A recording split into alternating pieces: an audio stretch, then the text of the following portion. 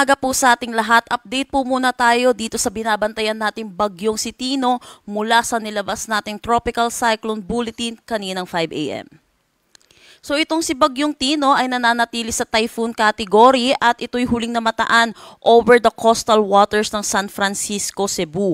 May taglay na lakas na hangin na 150 km per hour at pagbugso na umaabot ng 205 km per hour. Ito'y kumikilos westward sa bilis na 25 km per hour. Ngayong araw, inaasahan natin buong Pilipinas ay makakaranas ng maulap na papawirin na may mga pag-ulan dulot po ng iba't ibang weather system natin. Inaasahan po natin yung shear line or yung salubungan ng mainit at malamig na hangin ay magdadala ng mga pag-ulan dito sa may Metro Manila, Calabarzon at yung mga karatig lugar din po natin. Hindi po bagyo ang nagpapaulan po ngayong araw dito po sa atin sa Metro Manila. Meron din tayong northeast monsoon na umiiral dito sa may Northern Luzon at inaasahan din natin posible rin itong magdala ng mga kalat-kalat na pag-ulan. Meron tayong binabantayan na low pressure area sa labas ng ating Philippine Area of Responsibility. Ito'y huling namataan sa ilayong 2,165 kilometers east ng northeastern Mindanao. Sa ngayon po, mataas na yung tsansa neto na maging isang ganap na bagyo within the next 24 hours or ngayong araw, pero wala pa rin naman po itong magiging direktang epekto sa anumang parte ng ating bansa ngayong araw at hindi rin natin inaasahan na papasok ng PAR within the next 24 hours. So sa ngayon, dito po tayo magpo-focus sa bagyong si Tino. Para naman sa ating radar image na galing sa Masbate radar po natin, makikita natin ito po yung mata ng bagyong si Tino at ito po yung nag-close approach dito sa may Camotes Island after niya po mag-landfall dito sa may Leyte. At dito sa ating image na ito ay patungo ito dito sa may Cebu, kaya pagtala tayo ng pangalawang landfall niya kaninang 5:10 a.m. dito sa may Bourbon, Cebu. At sa ngayon, patuloy po itong nagtra-traverse or tumatawid ng ating kalupaan, lalo na po dito po sa may Negros Island region, pati na rin dito sa may Western Visayas. So iba yung pag-iingat po sa ating mga kababayan at tumutok po tayo lagi sa mga updates ng nilalabas ng Pag-asa. Para rin po sa ating mga kaalaman ng ating mga kababayan, huwag po natin hihintayin ang landfall ng isang bagyo. Ang pinakadelikadong parte po ng ating bagyo ay yung eye wall po nito. Dito po sa ating mata, wala po tayong nararanasan ng mga malalakas na hangin. Yung eye wall po ang pinakadelikado, kaya pag natatamaan po ng eye wall ang isang probinsya, nakakaranas po ito ng malalakas na hangin at malalakas na pag-ulan. Para naman sa magiging track na itong si Bagyong Tino, gayon pa rin, inaasahan pa rin natin typhoon category itong tatawid ng ating kalupaan at inaasahan nga po natin, posible itong tumatawid na ito habang ngayon dito sa may Negros Island region, pati na rin dito sa may Western Visayas.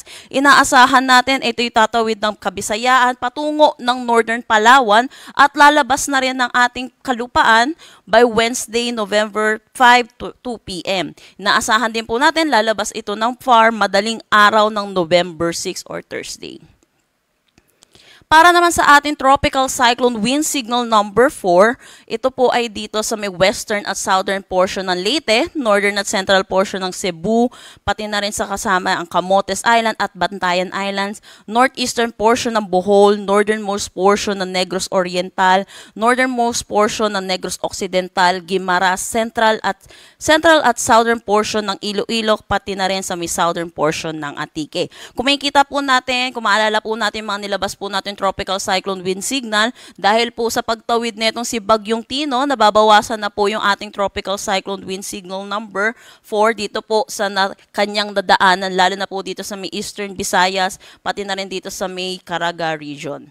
Pero inaasahan po natin, posible pa po itong madagdagan, itong number 4 po natin habang nababawasan, habang palapit po ito dito sa may Palawan area natin.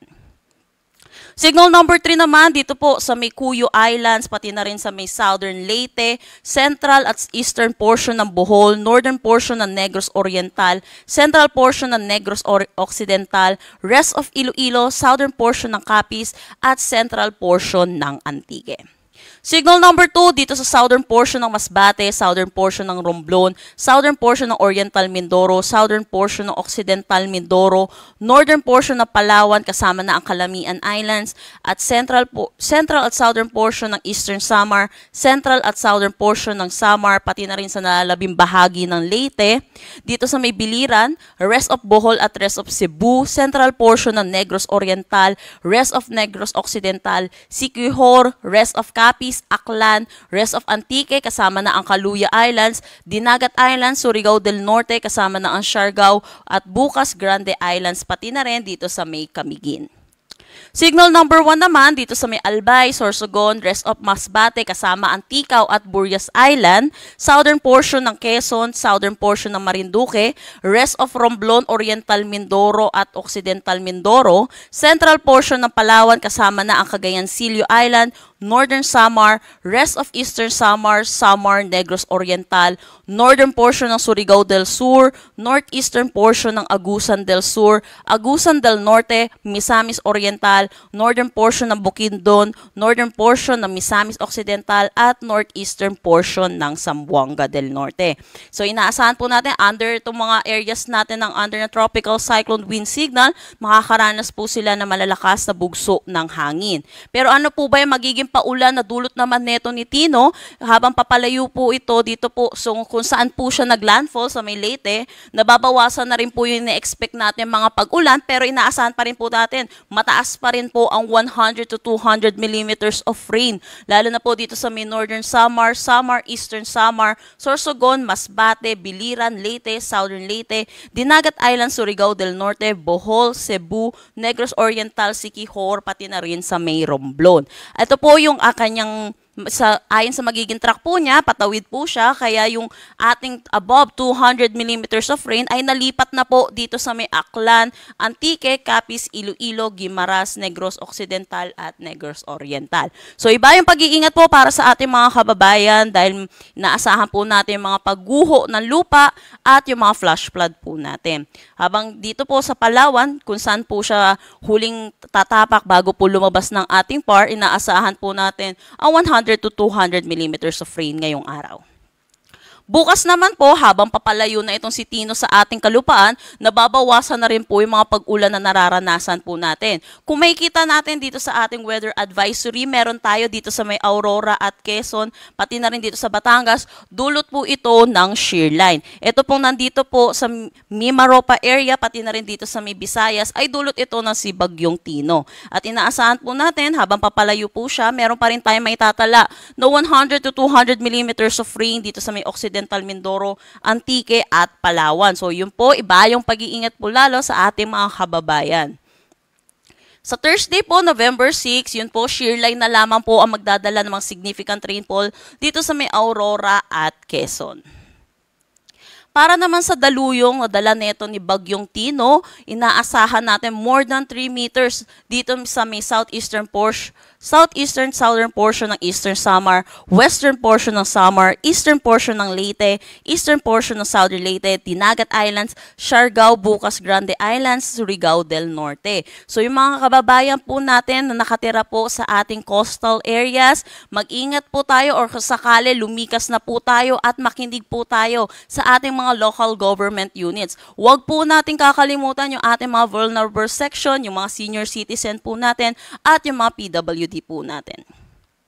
Sa ngayon, meron pa rin tayong nakataas na gale warning dito sa buong Visayas natin at ilang bahagi ng Bicol region, gayon din dito naman sa may Cagayan. Ito po sa Cagayan, dulot ito ng bugso ng northeast monsoon at dito naman sa may Bicol region at Visayas, dulot ito ng bagyong si Tino. Iba yung pag-iingat po para sa ating mga kababayan, mangingisda at may mga sasakyan malit pandagat. Huwag po muna tayong pumalaot dito po sa mga nasabi po nating seaboards. At yan po muna ang latest dito sa bagyong si Tino.